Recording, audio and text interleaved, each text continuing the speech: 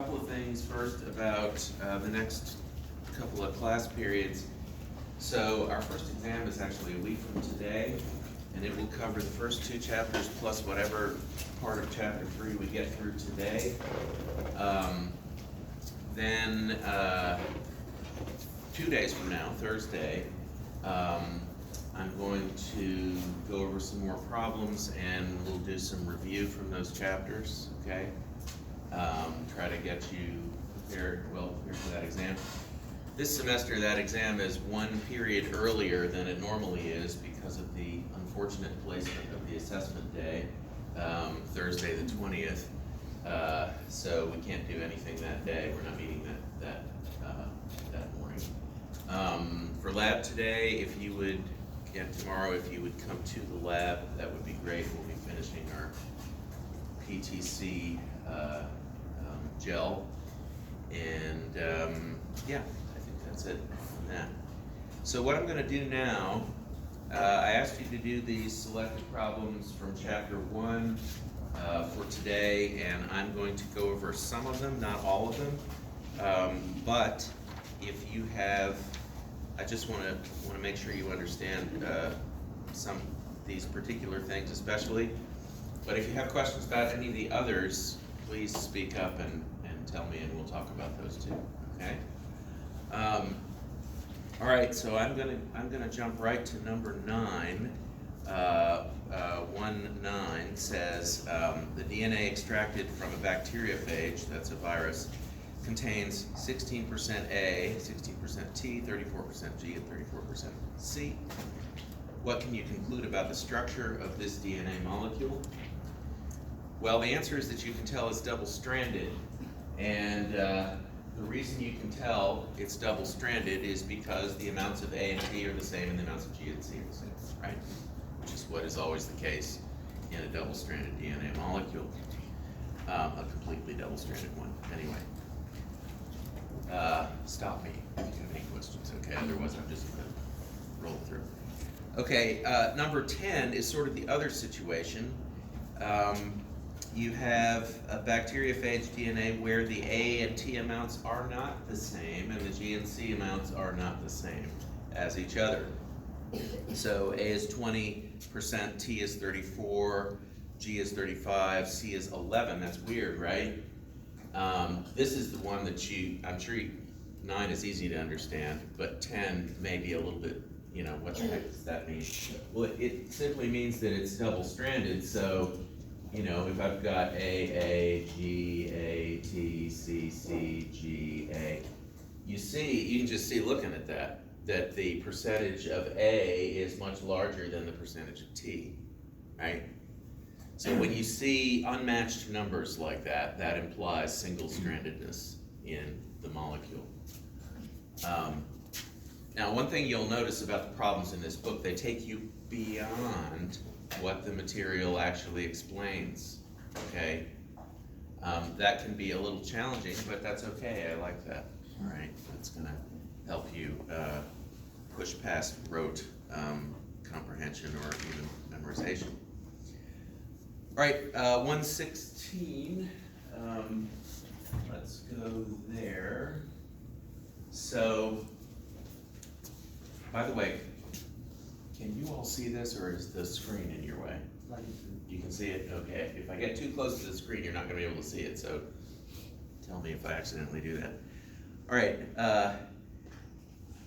If the non-template strand of a DNA duplex has the sequence 5' ATC AG 3', what is the sequence of the RNA transcript across the region? Write the answer with the 5' on the left. So, get this right, out of fairness, I'll go over here, ATCAG. So 5' ATCAG. Now you see what this is this is getting you to do your mental calisthenics on the polarity of the strands, okay? And so what is the RNA strand that will be made from this? Well, all right, so we got to step it through. The RNA is going to be built in the 5' to 3' direction. That means the template strand that RNA is built on is going to be in the 3' to 5' direction. Okay, follow me there? This is the non-template strand, is that right? Okay, so when you have non-template DNA, this sequence is exactly the same as the messenger RNA sequence, okay?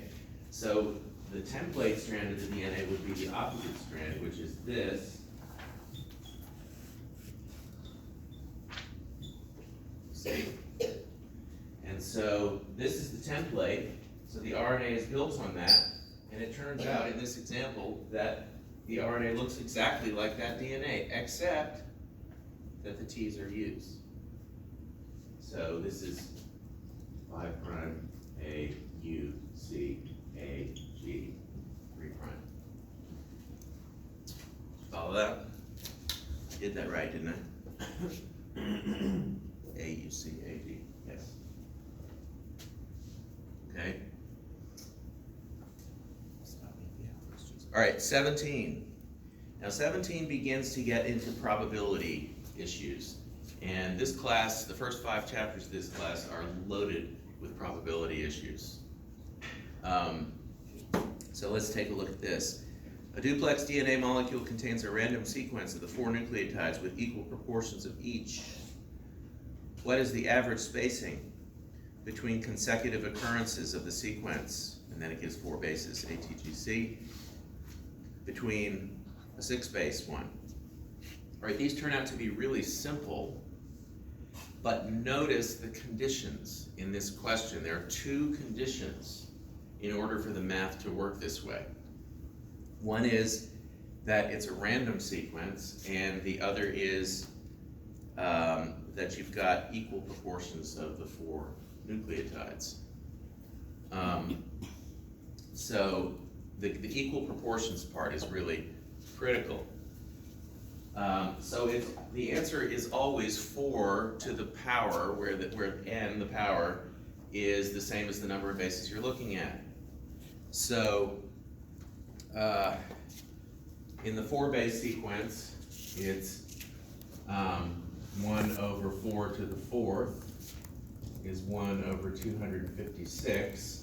So that means that this random 4-base sequence should occur on average in every 256 bases.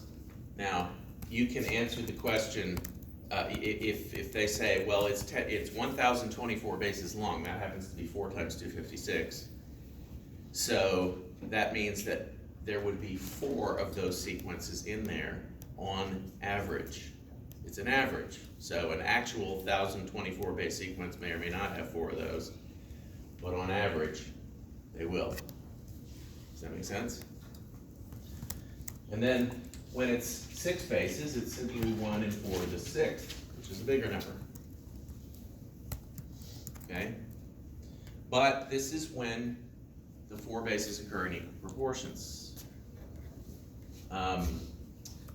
I won't go there yet, but you can also answer the question of what if they're not in equal proportions, right? What if it's 30% G, 30% C, 20% A, 20% T? You can do that too.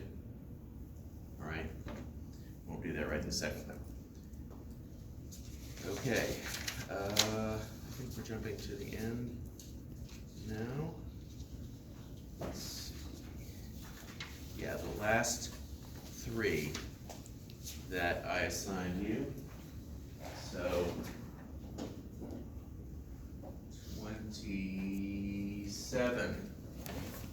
So 27 is about complementation groups. It's important to know how to do this one. All right, results of complementation tests of the 6 independent recessive mutations A to F are shown in the accompanying matrix. Dang it, I didn't make a copy of the accompanying matrix. That's not good. All right, but I can explain it easily enough. You've got 6 mutants, A to F. Plus indicates complementation. Remember, if they complement one another, that means they are in different genes. The mutations are in different genes, okay? And minus indicates a lack of complementation. That means those mutants are in the same gene. They may be different mutations, but they're in the same gene.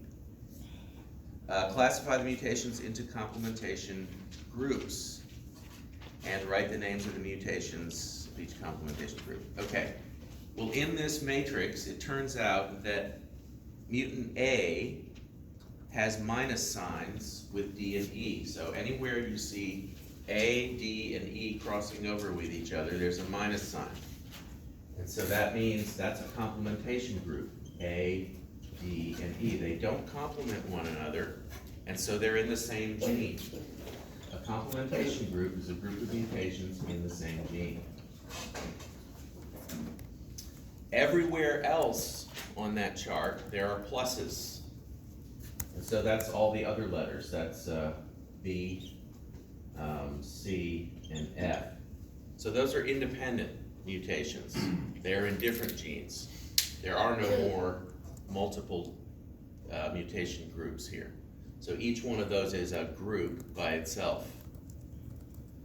So wherever you see the minuses crossing over with each other, that's one group, meaning those are mutations in the same gene.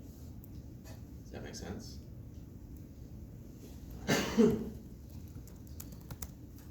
Okay, 29. This is an exercise in reading the genetic code, basically.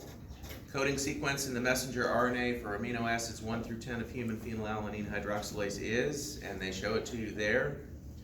What are the first 10 amino acids? Well, you go to, let's just run through this once so that we can see how it works. So, let's see if I'm in the right chapter.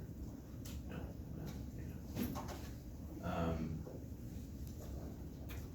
So if you find that chart,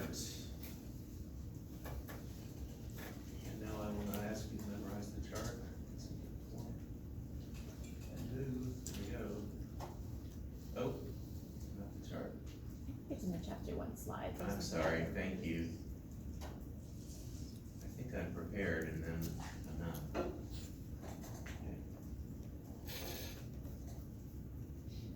Is that it? That's it. Okay. So, you simply read the chart. What are the first 10 amino acids? AUG is methionine, UCC is whatever that is, right? UCC serine, and so on, okay? You just go across. So, very simple on that. Let's see, the last, does it have a stop codon? No. I don't think it does have a stop codon. All right. Which sequence would result from a mutant RNA in which the red A was changed to G? Well, the red A is the first A, and so that changes AUC to AUG to GUG, and GUG is not a start codon, so there's no start. You don't replace it with the GUG amino acid. It just, the ribosome doesn't find a place to start translating. Okay. Which sequence would result from changing red C to G? The red C is in position 6. And so UCC, which is serine, becomes UCG, which is also serine. So there is no change there. Let's see, the next one is a U in position 3, 9, 12, 13, 14. So GUC. UC valine becomes, let's see, red U changed to C, becomes GCC, so that's alanine, so valine should change to alanine. And then the last one, G changed to U, that creates a stop codon at that point and truncates it. All right, so straightforward. But make sure you know how to do that. And then the last one is a frame shift mutation. So they show a CCU. You do the amino acids the same way as we did here. If you took the U out, then CCU, CC would jump over the next codon in the original sequence, would become CCG. So everything would change after that. And if you inserted a G immediately in front of that U, again, you would frame shift it. Okay? Seems simple to me, but I don't want to assume that it's simple for everybody trying it. Any questions on those? All right.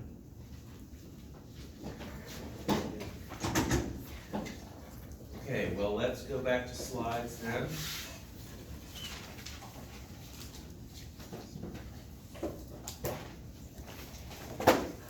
So we are just finishing the last few slides of chapter 2. And I was talking about here, I'll start here anyway. So we talked about markers, how markers are any recognizable genetic feature like this SNP, where most people have either a G or an A at that point, and the G is always associated with the wild type PAH gene. The A is almost always associated with the mutant. Okay, and I think I said this too, polymorphism is a word that means many forms. And so if we have consistent variations at a certain place, a certain locus, then that's a polymorphism. If it's one nucleotide, it's a SNP. It can be a change in restriction fragment length due to a change in a restriction site. You can have insertions of repeating sequences, tandem repeats, tandem meaning next to each other. And you can have large ones that we call copy number variations. All of those last three change the length of the DNA. And so if you use PCR to detect a change in length, you have primers on either side of the locus. And in this case, you have a deletion in the orange spot, and that represents the two copies of the chromosome that a person has. And the person on the right would be a heterozygote, where they have the normal length allele on the top, which is this band on the gel, and they have a deletion in the other one, which results in a shorter fragment when you amplify by PCR. Okay. Yeah, I did this too, didn't I? Okay, so SNPs, there are many tens of millions in human DNA.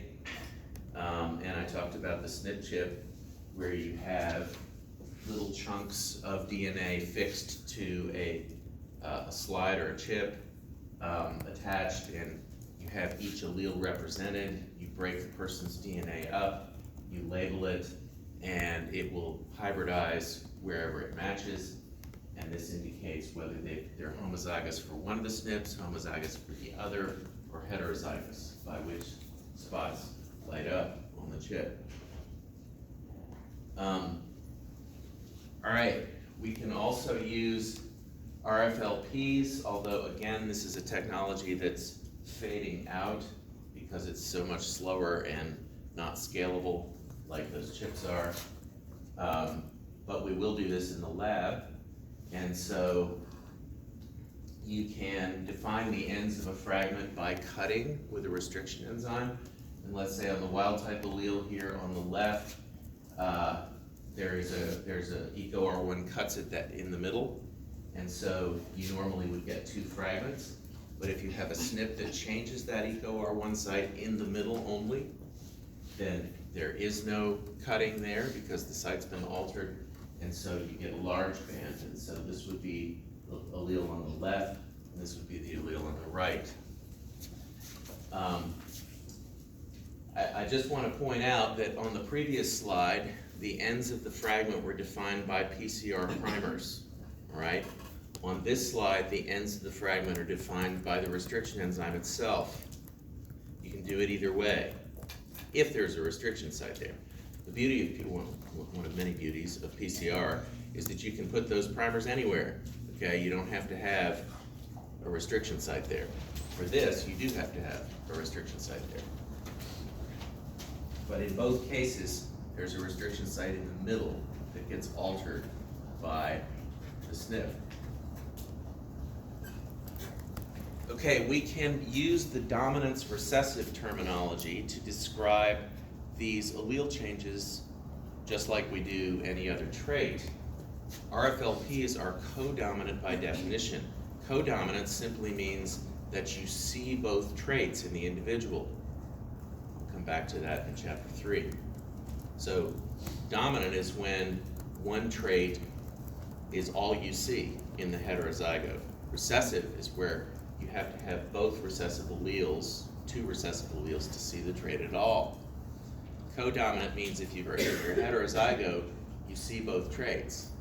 Now I'm using the word see loosely here. Obviously, you can't see somebody's RFLPs with your eyes, but you see them on a gel. And so because you can see both fragments in the heterozygote, they're codominant. It's kind of beating something that's really simple there. So you see different size bands in the heterozygote, you can see them both.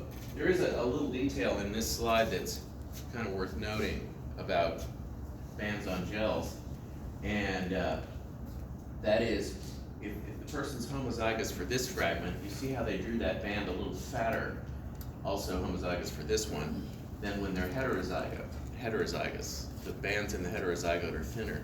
And that's because what is this band on the gel? Well, it's just a great big wad of DNA where all the fragments are the same sizes, and here the DNA has been split into two bands, and so there's half as much, right? There are other things that affect the fatness of a band on a gel as well, but anyway, that's just a little practical note. Tandem repeat polymorphisms. Students seem to have some trouble understanding this sometimes, but I hope you see that it's not too bad. If we define the ends of the fragment either by PCR or with restriction enzymes, if you have one of these repeats, then the fragment you see on a gel when you PCR or cut this is going to be shorter than if you have 2 or 3 or 4 or 10.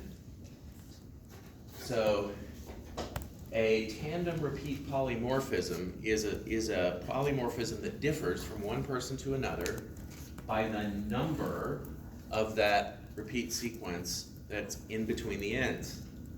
Differ in the number of copies of a DNA sequence that is repeated along the chromosome. You simply have to define the ends outside those repeats, and you will see this. Does that make sense? It's not, this is where people get confused. It's not the difference in length of these repeats. These are not different repeats that are different sequences. This is the same sequence repeated over and over and over. So if this is a 4-base sequence here, GATC, you got 2 copies of GATC or 10 copies of GATC, but you don't have GATC AGG in one person but not another. It's just simply different numbers of repeats. All right, there are terms applied to these tandem repeat polymorphisms. I didn't even write what the letters mean here. The one we'll focus on is this one here, SSR. It stands for short sequence repeat or simple sequence repeat. These are technically lower numbers of base pairs than these. That's really the only difference. You'll see this one too. This stands for variable number of tandem repeats. Okay, it's confusing. I looked in the literature and not everybody defines these things the same way. So let's just stick with SSR, all right? Again, a copy number polymorphism is when you have great big differences. These are not generally tandem, but they can be. I have a note here, SSRs are how forensic typing is done. So we'll see some examples of these in the problems of chapter 2, but usually I actually called Tennessee Bureau of Investigation a couple years ago to see how they are doing this now. And the way they're doing it is they're doing it just like this with PCR primers, defining the ends of the locus, and they have kits that they buy that have all this stuff in it. And at that time they were doing at least 16 different loci, but they were about to upgrade to 24. And I think it might be even higher than that now. But we'll see in the problems that the more loci you type between individuals, the more likely you are to identify different individuals. Why is that? Because if I have 2 repeats in this, if this is locus 1, whatever that means, right? And I have 2 repeats here. Some of you will have 1 or 4 or 10, but the chances are high that many of you will have 2 just like me. So if they identify DNA from a crime scene and all they look at is locus 1, well, they'll eliminate some people, but they won't eliminate everybody, right? But if you double the number of loci, locus 1 and 2, now the chances greatly increase that they can tell me from you, because we won't randomly have the same number of repeats in both loci. And the higher that number goes, it becomes astronomically unlikely that 2 individuals who are suspects will have the same number of loci, same number of repeats in all those loci. Okay. And this is just making the point I made before, that you can define the ends of a fragment with a restriction enzyme if there are sites there, or you can define them with PCR primers, even if there aren't sites there, which is why we usually use PCR these days.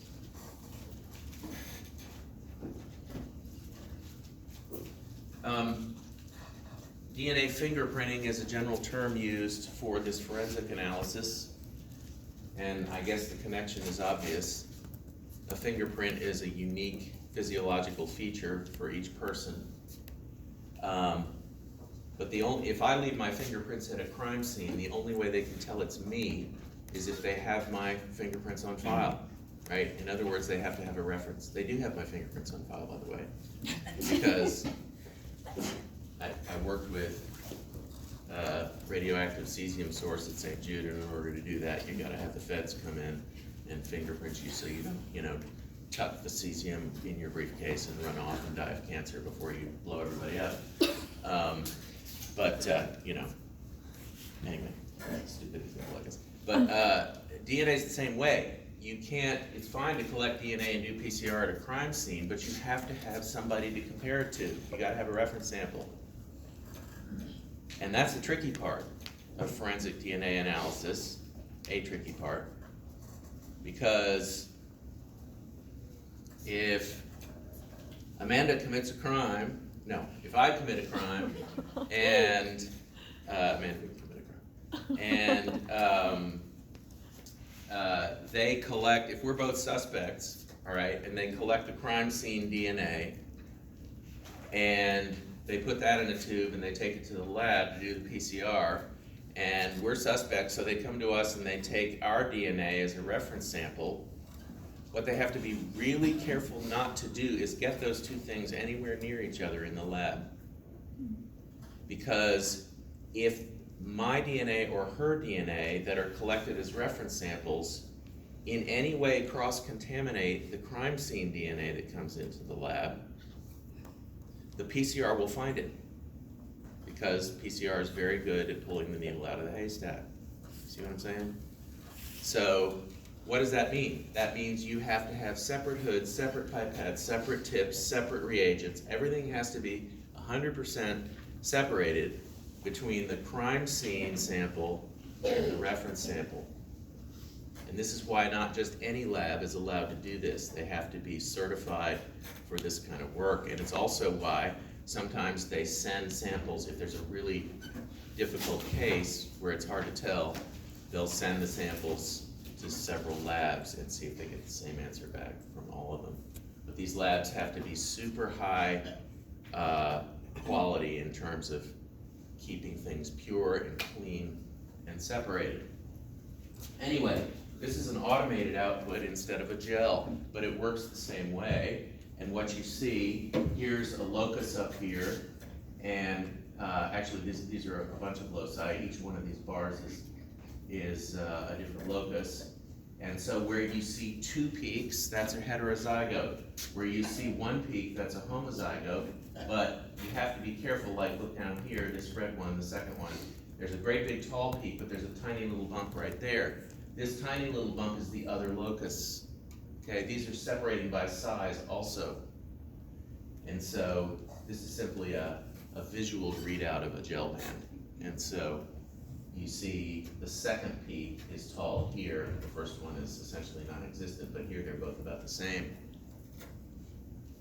All right, so that's a DNA fingerprint output converted to this form. Single peaks are homozygous, doubles are heterozygous. All right. I mentioned already that we can use markers to follow a gene. Now, why wouldn't you follow the gene itself? Why do you need a marker? These are the answers to that are mostly practical things. The markers are often SNPs, and SNPs are very easy to analyze, often easier than the gene itself.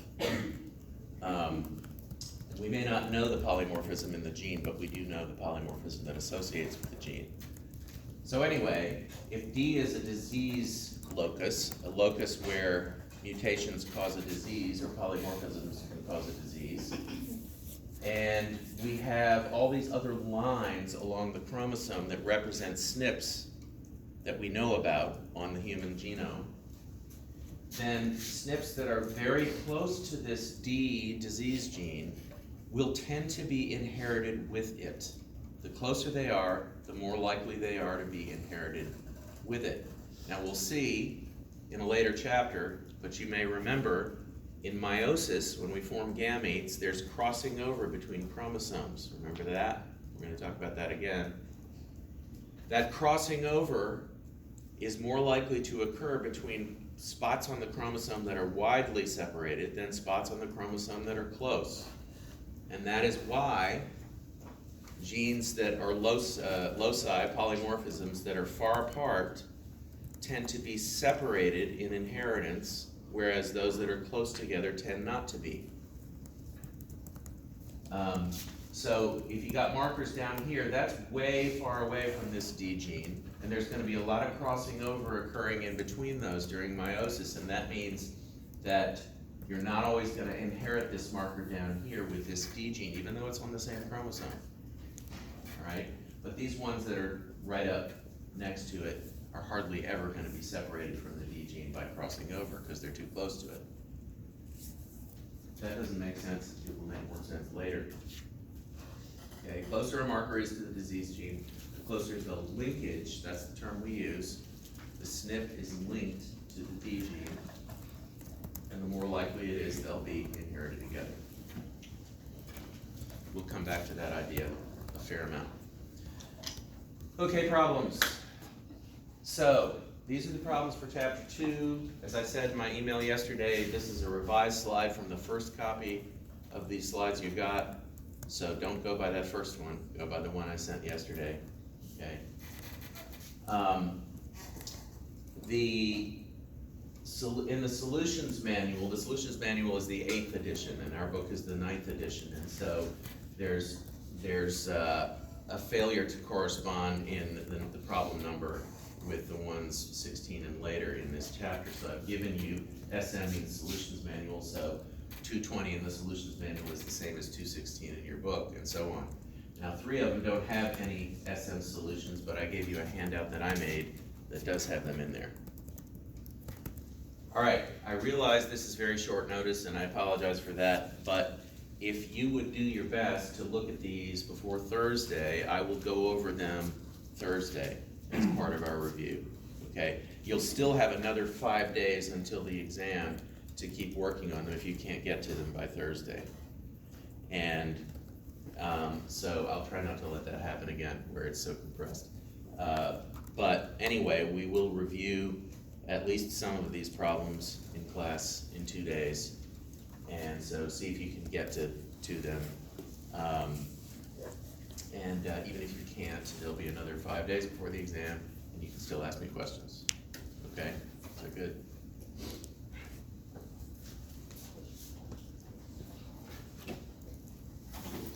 All right, let us begin chapter 3. All right, so in chapter 3, this is, you could call this part we're going to do now sort of the heart of classical genetics. Again, you probably had a lot of this, but maybe not in as much detail. So you all have probably heard of this guy, Gregor Mendel. Gregor Mendel was a Czech monk, not a Czech monk, a Czech monk. Actually, he was a German Moravian monk, but he lived in that area of Europe that is now known as the Czech Republic. Fascinating, well-known story.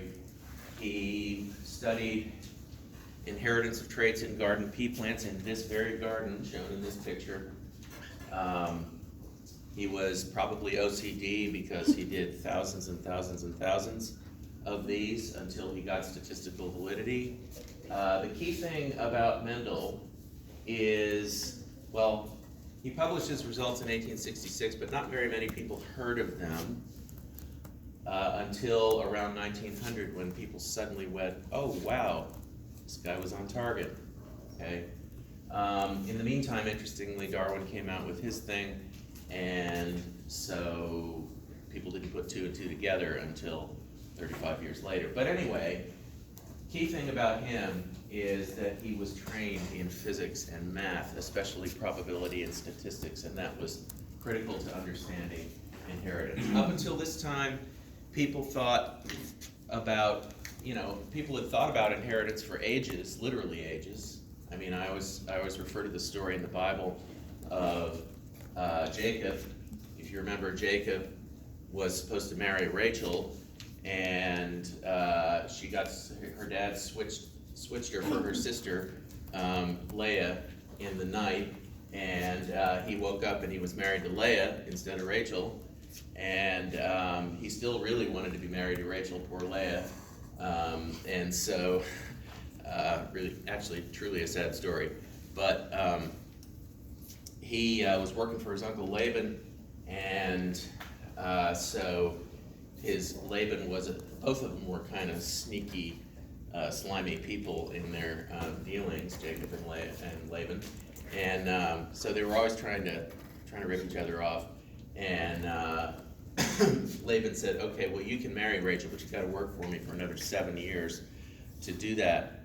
And so, anyway, at the end of that time, Jacob was like, okay, I've worked for you for 14 years. I've got both your daughters. It's time to get out of here. And Laban didn't really, God was blessing Jacob in his farming and his agricultural work. And so Laban was like, I don't really want to lose this guy. But anyway, I digress. So they agreed that Jacob would take all the spotted and striped goats and sheep, and Laban could have all the solid ones, solid color ones. And so the Bible says that when they this was not overnight. This was through at least a whole breeding season. And so Jacob went to the troughs where the animals were breeding, and he cut stripes in the bark of sticks, basically, and stuck them in the ground where the animals were breeding. And the Bible says that they brought forth striped and spotted offspring as after that. Now, that always bothered me, because clearly that is not the known genetic basis. That is Lamarckism or something like that. I had a wise pastor once who said that this is not an instructional text on genetics. It is how God operated with Jacob and basically allowed him to have his way, even though the manipulation really had nothing to do with it, because Jacob was manipulative all his life, and God simply showed him grace. But in any case, the point is that Jacob and Laban were critically interested in how traits were inherited, and so it goes at least that far back. But people thought at this point that the best they could come up with is called the blending theory, which is that if you have two different versions of a trait in parents, that those two are going to mix in the offspring. And you see some examples of this, like height. A tall parent and a short parent are more likely to have an intermediate height child than they are a tall child or a short child. So that was as close as people could come. But Mendel was trained in physics and math, and so he really knew what he was doing. And in the pea plant has 7 major traits that Mendel studied, which are listed here. And this chart also happens to show which version is dominant, which is recessive, and when you cross those two, what happens in the offspring. People have marveled at Mendel's luck. Part of his luck was that the pea plant has 7 chromosomes, and all 7 of these each of these was on a different chromosome from the others. So he had 1 trait per chromosome. If that had not been true, his results would have been harder to interpret than they were. These were what we call true breeding traits, meaning that if he had 2 plants with producing round seeds only, when he crossed them, all their offspring would have round seeds. You never got wrinkled seeds in their offspring, or hardly ever. And so that's called true breeding. And for each of these 7 traits, they were true breeding. So this is one of the book's complex realism slides, where they show you the basis for the wrinkled seed mutation. The wild type, big W is how they designate it, is dominant to little w in this case, which means that the round seed dominates over the wrinkled seed. And the molecular basis is there's a starch building enzyme gene called SBEI, and the wild type looks like that on the top. The mutant has a great big chunk of DNA stuck in the middle. That DNA is what we call a transposable element, more on those in a later chapter, which is a chunk of DNA that can bounce around in the genome. When it's in the middle of this gene, it destroys the enzyme's function, and you get wrinkled seeds, because the starch can't branch as much. So, as I mentioned, a dominant allele is one that determines the phenotype in the heterozygote. It's the one that you see in the heterozygote. A recessive allele only determines phenotype when it is homozygous. And also, as I mentioned, codominance is when you can see both traits distinctly in the heterozygote. In humans, a good example is AB blood type.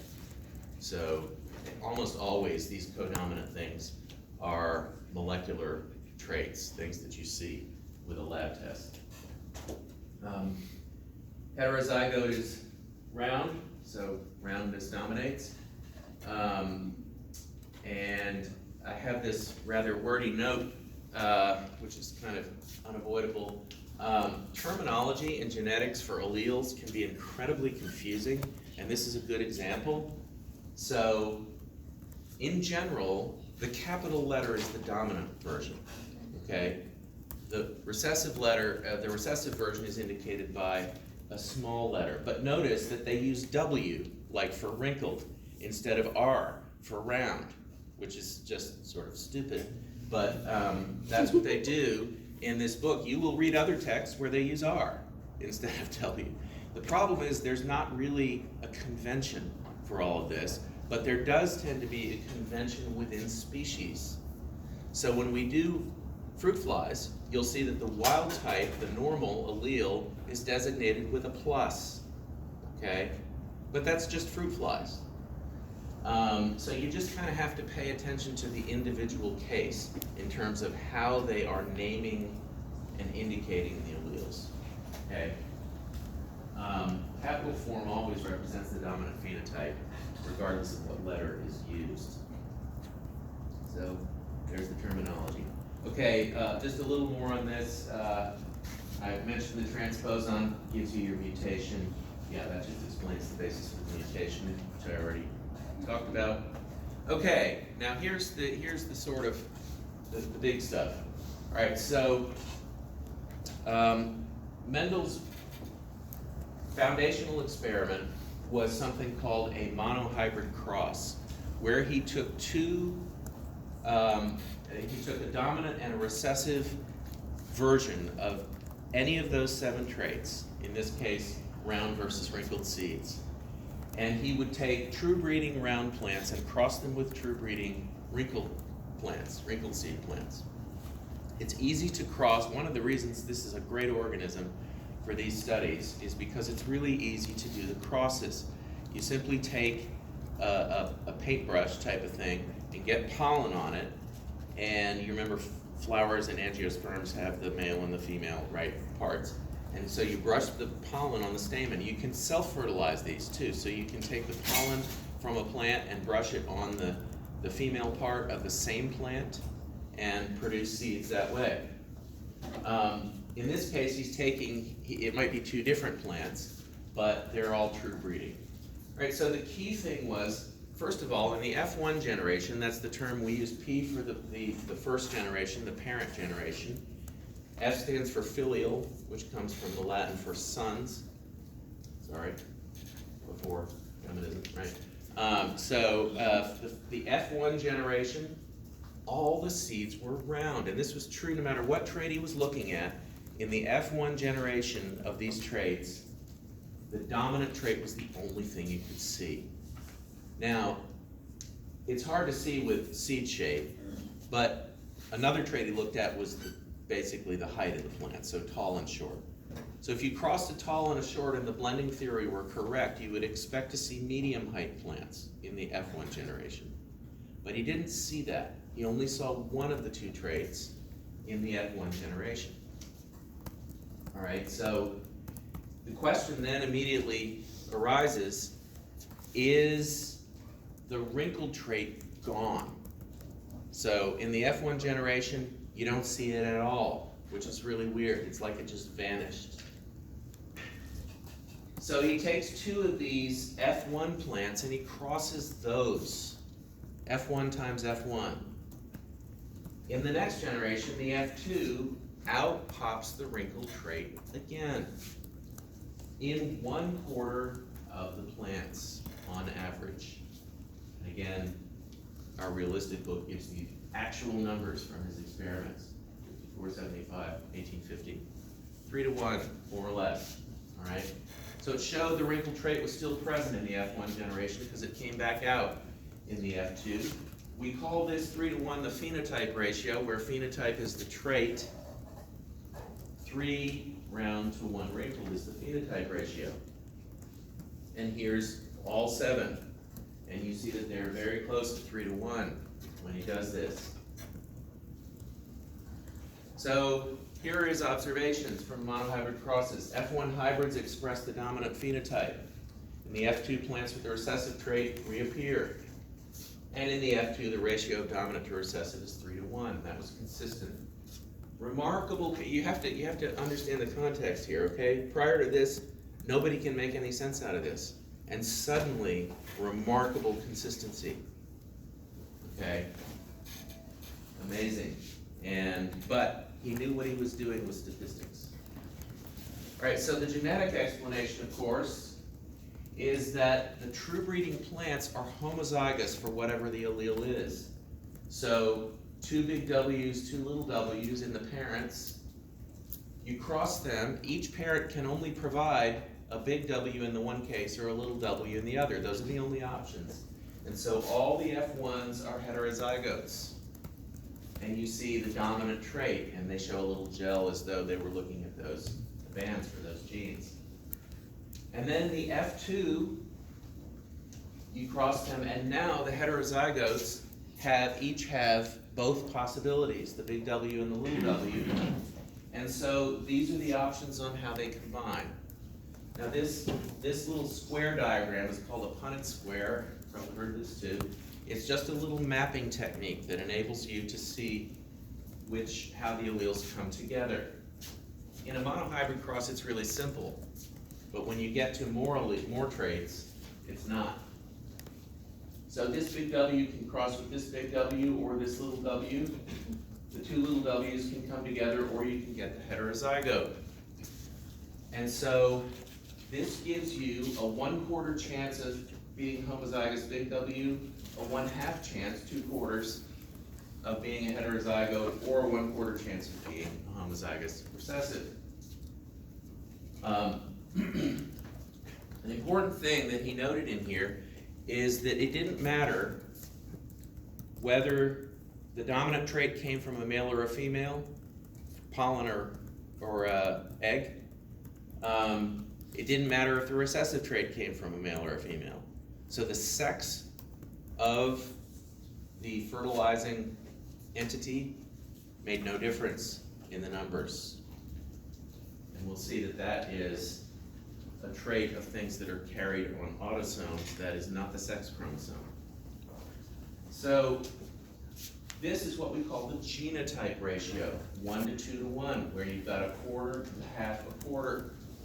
And of course, that is the basis for the 3 to 1 phenotype ratio, because the 1 and the 2 combine in the dominant phenotype to give you the 3. Now here's an interesting question. See if anybody can answer this. If I'm doing an experiment like this in mice, and it's just like this genetically, okay, and I get to my F2 generation, and I find that I have two, I have the heterozygotes, 2, and that's 2/3 of my animals in the F2, and 1/3 of my animals are the homozygous dominant. So my ratio is not 1 to 2 to 1 or 3 to 1, it's 1 to 2, where I have 1/3 like this, and I have 2/3 like that. What happened with the other quarter? They died. That's right. They died in utero. Okay? That means that the recessive mutation kills them during development. And so I see 1 to 2 in the living offspring rather than 1 to 2 to 1. Little lab trick there. Okay. So key features of single gene inheritance. This is all single gene inheritance we're looking at here. Genes come in pairs so that each cell of the adult plant has 2 alleles of the gene. For each pair of genes, the alleles may be the same or different. That is, they may be homozygous or heterozygous. Each gamete, now gamete, you should know, is the term for the sex cells, the sperm or the egg. Each gamete contains only 1 allele of each gene, not 2. And a gamete is equally likely to contain either allele. There's no favoritism in terms of whether the sperm or the egg pick up the dominant allele or the recessive. And when you have fertilization, union of the female and male gametes, it's random. And it reunites the alleles in pairs randomly. Now, here's the genius of Mendel. He knew his algebra. And so he knew that the 3 to 1 ratio in the F2 implied all of this. This is the genius of it. Knows nothing about DNA, nothing about chromosomes, nothing about genes, but he knows the math. Right? This, by the way, is reflected in your standard algebraic this equation. If you square that, then you get this.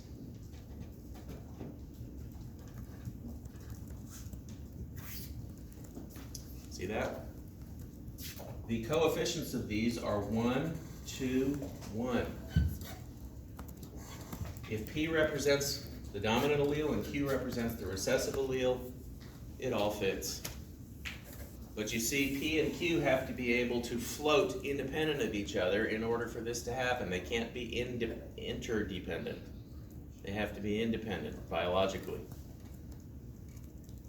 So this simple quadratic equation is what we are seeing in these numbers. That'll pop up again later. So the first law of Mendel's work is called the principle of segregation. In the formation of gametes, sperm and eggs, the paired hereditary determinants, which we now know are chunks of DNA that we call genes, separate or segregate in such a way that each gamete is equally likely to contain either member of the pair. A lot of words to say, you can get either one. Okay. The smooth F2 plants, that is the plants, F2 plants with the smooth or round seeds, segregate in F3. If you do a 3rd generation, while the wrinkled ones breed true. So the 1/4 of plants in the F2 that came out wrinkled, if you cross them with each other, all they produce is wrinkled seeds. Why? Because they're homozygous for the little w. But the round ones break into thirds. Okay, a third of them produce round seeds because they're homozygous, big W, and the 2/3 come from the heterozygotes. Right? Confirm that the trait was carried by genetic determinants. Okay, this slide is important. The definition of a test cross. A cross between a heterozygote and a homozygous recessive is called a test cross. So you take plants with wrinkled seeds, they're homozygous recessive, and you cross them with plants with round seeds that are heterozygous.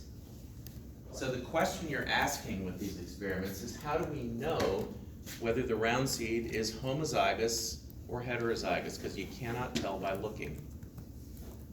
Is it big W, or is it big W, little w? Well, if it's heterozygous, then when you do this test cross, half the offspring will have round seeds and half will have wrinkled seeds. Make sense? Because the big W is matching with a little w, or a little w is matching with a little w. So if you get this 1-to-1 ratio in the test cross, that indicates that the dominant trait parent was heterozygous. 1-to-1. If it's homozygous, then all of these are going to have the dominant trait. There's not going to be any recessive trait coming out. So that's what a test cross tells you. The dominant trait in this individual or these individuals is it homozygous or heterozygous. We're going to see test crosses again. And so this just shows that, again, that holds for all the traits he tested. Okay, that's a monohybrid cross.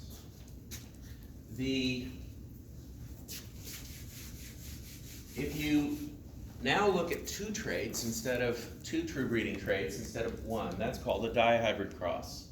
So the question he's asking with a dihybrid cross is, do those traits track through the generations together, like they're holding hands through the generations, or do they track through independently? This is where the fact that his 7 traits were all on different chromosomes served him well, and where he would have had problems if they had not been. All right? The answer is that the coat color gene in this case and the seed shape gene in this case assort independently. And so you end up with this magic ratio right here, 9 to 3 to 3 to 1 in the F2. What does that mean? That means that 9 out of 16 have both dominant traits, which in this case is yellow and round.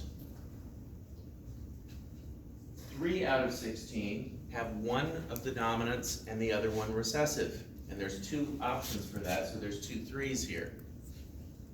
That is, they can be round and green, or they can be, what's the other one? Yellow, I think is dominant. Yes, yellow and wrinkled. And 1 out of 16 have both recessive traits, wrinkled and green. I know we tend to think the piece is green, but it's actually yellow that dominates. This is a little flow chart that just shows why that happens. Basically, if you have, this is the F1 genotype in this dihybrid cross, you've got heterozygous for the W and heterozygous for the G. If you just start with the W here, half of them have the big W, half of them the little. When I say half of them, I mean half the gametes have either a big W or a little w, and that matches with either a big G or a little g, and so you end up with 1/4 of each combination in the sperm or the eggs.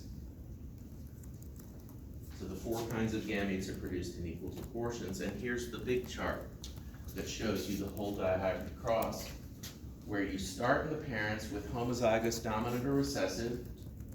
The The gametes are shown there. The F1s are all heterozygous, just like in the monohybrid cross. You cross those with each other, and now the Punnett square becomes 4 times as complicated. But if you do it, you can see all the options, and this is the phenotype ratio, 93 to 3 to 1. Genotype ratios are shown there. Now, it rapidly becomes kind of overwhelming when you look at this. So I'm going to show you a couple slides that'll pull a couple of important things out of this. But first, all right, so that just shows the options there, right? It's just more of the same. And we get this second law from Mendel called the law of principle of independent assortment. Segregation of the members of any pair of alleles, in that example, W and G, or sorry, W and big W, little w, is independent of the segregation of other pairs, like big G, little g, in the formation of reproductive cells. So the W's and the G's randomly associate alleles with each other in the gametes. Again, you can do a test cross. At the top, you have a heterozygous, at the very top, you have the heterozygous plant crossed with the entirely recessive plant, and these are the options, and it's 1 to 1 to 1 to 1 in this case. So you can do a test cross with multiple alleles. You can keep adding alleles. This is a trihybrid cross, and the numbers just get bigger and bigger and bigger and bigger. And by the way, I erased the quadratic equation, but all you're doing here is expanding the quadratic equation to get these numbers. All right, a little terminology. For simplicity, sometimes you don't know if a dominant an organism with a dominant trait is homozygous or heterozygous. If the letter A represents any allele, then we can write those plants where we don't know what the second allele is with a dash here. So A dash means either big A, or big A, little a. If you don't know what the second allele is, you can just put a dash there. This is dominant with an unknown second allele. Okay, now here's the pulling out part I was talking about.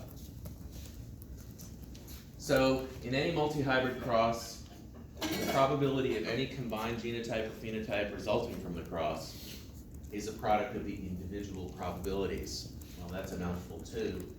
So here's a trihybrid cross. Round, smooth, yellow, green, purple, white flowers. Here are the genotypes. Notice that they each break down into 1 to 2 to 1, which is very comfortable, right? So 1 to 2 to 1 W's or G's or P's. All right, so if we ask this question, what is the probability of obtaining plants in this triple cross that have this particular genotype? Heterozygous for W, homozygous big G, homozygous little p. See, I got lots of options there that I can ask about. How do you know? You simply multiply the probabilities of each one. All right, so look at the line above that blue line. The probability of big W, little w is 1/2 here. The probability of big G is 1/4. Probability of little p is 1/4 also. You multiply 1/2 times 1/4 times 1/4. There's 1 in 32 chance that you will get this genotype right here out of that cross. Not too hard, right? All goes back to 1 to 2 to 1. Right? You can ask the same question for the phenotypes. If I want to know the probability of getting plants that have wrinkled seeds, yellow seeds, and white flowers, I just do the same thing for the phenotypes. The phenotype is 3 to 1. 3/4 round, 1/4 wrinkled, 3/4 yellow, 1/4 green, 3/4 purple, 1/4 white. I do the same kind of math. Boom, boom, boom. And I have a 3 in 64 chance of getting plants out of that cross that are wrinkled yellow, white. Again, not too bad, right? See, you can do this with 3 or 5 or 10 characteristics. And as long as each one follows this 1 to 2 to 1 or 3 to 1 ratio, it's not hard. You're just multiplying halves and quarters, and you end up with whatever the final probability is. And there's the diagram again showing how the alleles break out. Any questions on how to do that? What I just showed you? All right. So some more definitions. In probability, elementary outcomes are possible outcomes of an experiment. They can't be reduced any further. An event is a combination of those, and a probability, as you know, is always between 0 and 1. And they have to add up to 1.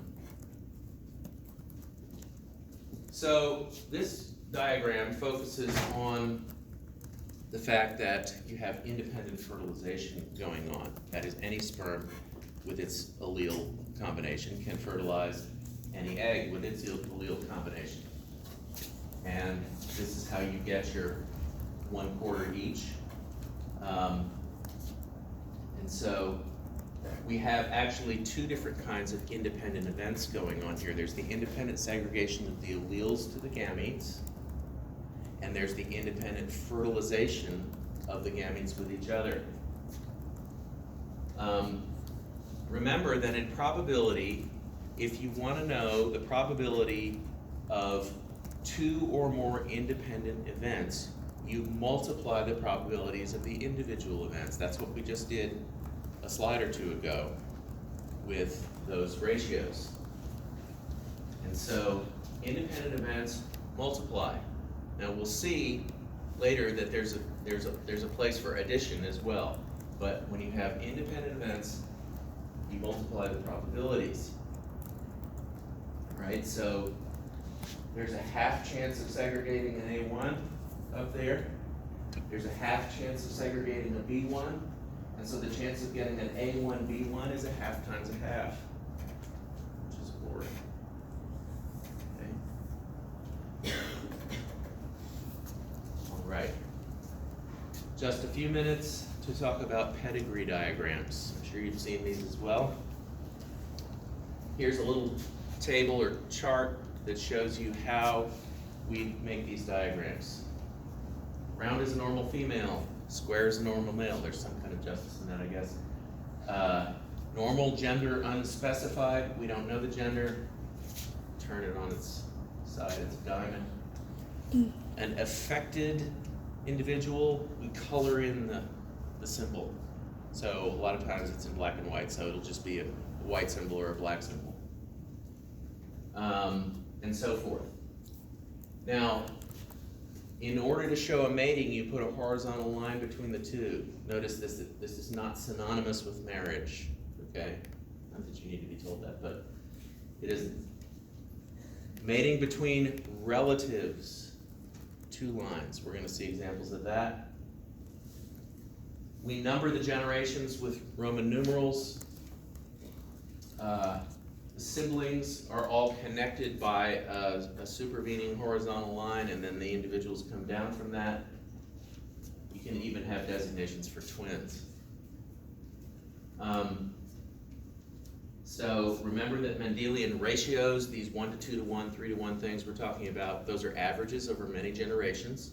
So if you got a family with 4 kids and the parents are heterozygous for something, that does not automatically mean that one of them will be homozygous dominant, 1 homozygous recessive, and 2 heterozygotes. Those are averages over large numbers. Here's an important term that you may not know, penetrance. So you hear this discussion in clinical genetics all the time. The penetrance of a trait is the percentage of individuals who express that trait, usually a disease, a recessive disease, even though, it doesn't have to be recessive though, if they carry the gene for it, right? So penetrance of genetic disorders proportion of genetically at-risk individuals who express the trait. So 50% penetrance means that half of those with the disease genotype will have the disorder. That disease genotype could be a homozygous recessive or a heterozygous dominant. And this trait will apply either way. we're gonna see that this complicates human genetics and genetic counseling, right? Because a woman may have the BRCA1 allele that disposes to breast cancer, but penetrance is not 100%. So you may have that allele and still not get breast cancer. Okay. We speak of different patterns of inheritance, and there are three major patterns of inheritance that we talk about with these pedigree diagrams. This first one is called autosomal dominant. Now, I don't know if I've told you this, but in humans, we have 22 chromosomes that have numbers. We have 2 of each of those. So number 1 to 22. So you'll have a number 1 from dad and a number 1 from mom, and so on. And then those are called autosomes. Not autosomes, autosomes. And then, of course, you have the sex chromosomes, one of these combinations normally, because they determine sex in mammals. So when we say autosomal inheritance pattern, we mean a trait carried on one of the numbered chromosomes. And when we say sex-linked, we mean a trait carried on an X or a Y. We have 3 main patterns of inheritance: autosomal dominant, autosomal recessive, and sex-linked, which usually means X-linked recessive. More on that in a separate chapter. Okay, I'm not even going to finish this slide because we're out of time, and this is kind of switching gears here. All right, so we will stop there on Thursday. Try to look at those problems from chapter 2 if you can. We will go through those and we'll do some review on Thursday. The exam material will go up to this point, except I won't ask you about autosomal dominance. All right?